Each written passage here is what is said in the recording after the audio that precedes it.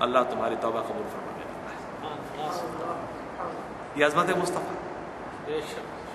بھلا اس دماغ کا علاج کیجئے جو دماغ ابھی پیر رکھنے کا شعور بھی اس کو زمین پر نہیں، پیر رکھے کیسے، اٹھائے کیسے، چلے کیسے، اس عظیم سرکار کی برابری کرنے کا دعوے دار ہے۔ اس عظیم سرکار کی برابری کرنے کا دعوے دار ہے۔ اللہ اکبر، اللہ اکبر۔ جبریل امی جس بارگاہ میں آئے تو ادب کے ذائچے میں ڈھل کر کے آئے۔ اس بارگاہ سے یہ برابری کرنے والا دعوے دار۔ اسماعیل دیوری نے لکھا اپنی کتاب تک حضور ایمان کے اندر نا کہ ان کی تعظیم زیادہ نہیں کی جیسے کوئی بڑا بھائی یا گاؤں کا چودھری ہو۔ معاذ اللہ، معاذ اللہ، معاذ اللہ۔ اللہ اکبر، اللہ اکبر۔ انشاءاللہ میرے دوستو یہی نظریہ، یہی لطف، یہی عقیدت حضور سے رہے گی۔ ہزار گنہگار ہیں، شفاعت انشاءاللہ مل جائے گی۔ آمین۔ اچھا صاحب، اب اور بات میں آگے بڑھائیں گے، کیا بتاؤں کیا۔ اچھا ایک اور سن، سورہ حشر یہ بھی صاحب مدنی ہے، اس میں دیکھیں ایک واقعہ سنیں۔ بڑی بحثیں یار، بہت بحثیں ہیں اس کی طرف۔ ایک صحابی رسول ہے حضرت طلحہ انصاری رضی اللہ عنہ۔ ایک روز کا ذکر ہے کہ حضور کے پاس باہر سے ایک مہمان آئے۔ حضور نے نگاہ دوڑائی، صاحب اپنے گھر میں پہلے پوچھوایا کہ کچھ کھانے کو ہے، تو پتہ چلا کچھ بھی نہیں ہے۔ صحابہ کرام سے پوچھا، نگاہ دوڑائی تو کوئی، غریب تھے سبھی لوگ۔ وجہ یہ تھی اصل میں اکنامکلی جو ہے، چونکہ مدینے کی چھوٹا سا شہر تھا اس وقت، بہت چھوٹا سا شہر، تو ایک تو ان کی اپنی انکم جو لمیٹڈ تھی، اور جب مہاجرین ہجرت کر کے مکہ سے آئے تو آبادی اس کی جسٹ ڈبل ہو گئی۔ ظاہر سی بات ہے جب کرائسس پیدا ہوا تو آمدنی آئے گی کہاں سے؟ کوئی ذریعہ تو ابھی ہے نہیں، کفار و مشرکین ہر طرف سے گھیرے ہوئے مارنے کے لیے، تو کہاں سے کھانے پینے کا انتظام؟ تو صحابہ، اسی لیے میں کہتا ہوں کہ اللہ جل شانہ کا بڑا خصوصی فضل ہے ہمارے اوپر کہ ہمیں اس آزمائش سے نہیں گزرنا پڑ رہا ہے۔ غالباً حضرت قتادہ کی روایت ہے، ایک بار کسی شخص نے حضرت قتادہ کے سامنے کہہ دیا کہ کاش ہم بھی رسول کے زمانے میں ہوتے۔ حضرت قتادہ نے بہت ڈانٹا، فرمایا چپ، رسول کے زمانے کی تمنا کر رہا ہے، کچھ سوچ کر کر رہا ہے، تمہیں کیا معلوم کہ رسول کے زمانے میں لوگوں کا حال کیا ہوتا تھا؟ لوگ اپنی جانوں کو اپنے ہتھیلیوں پہ لے کے چلا کرتے تھے۔ تیرے بس کی بات تھی، اللہ کا شکر ادا کر، اگر رسول کے زمانے میں ہوتا اور کہیں رسول کے حکم کی نافرمانی کرتا تو بہت بہت بڑا مجرم ہوتا، اور اگر حمایت کرتا تو تمہارے اندر گٹس ہونا چاہیے کہ اپنی جان کو ہتھیلی پہ لے کے چل۔ کتنی آرام کی زندگی گزار رہا ہے اور کہتا رسول کے زمانے میں ہوتے۔ ایسا قتادہ نے ڈانٹا، سمجھا نا؟ یہ ہم بہت آرام میں، یقین کیجئے صحابہ کرام کی آزمائشوں کا اگر صرف ایک جھٹکا ہمیں دے دیا جائے نا تو بلبلا اٹھیں گے لوگ، بلبلا اٹھیں گے۔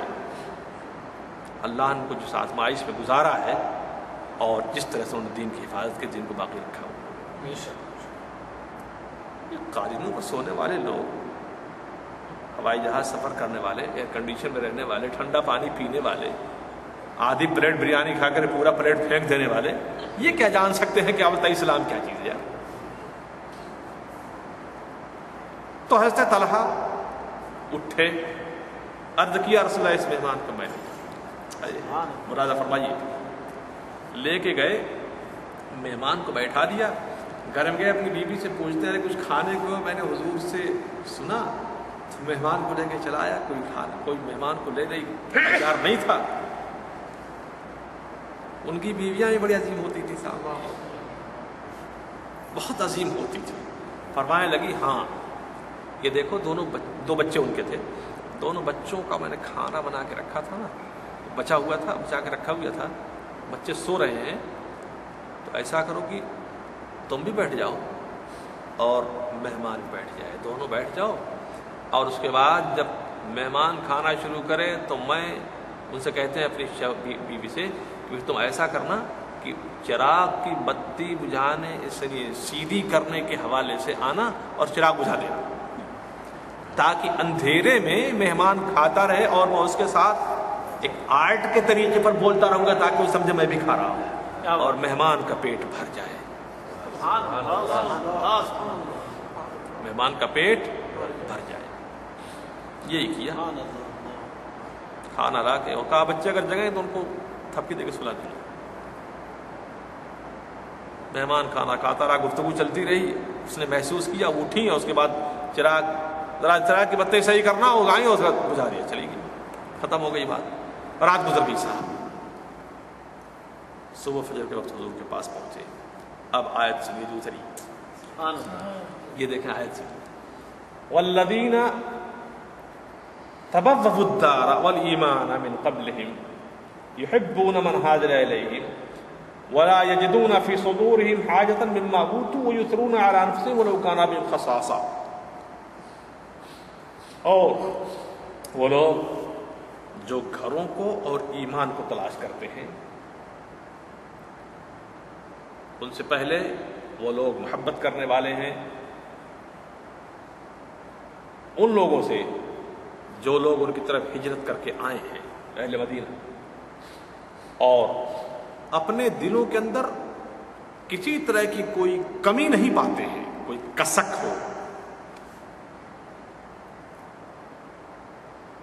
جو ان کو دیا گیا ہے ان کی ضرورتوں کے خرچ کرنے کے لیے، تو اپنے ان مہمانوں کے اوپر خرچ کرنے میں کوئی اپنے دل کے اندر کوئی کمی نہیں پاتے،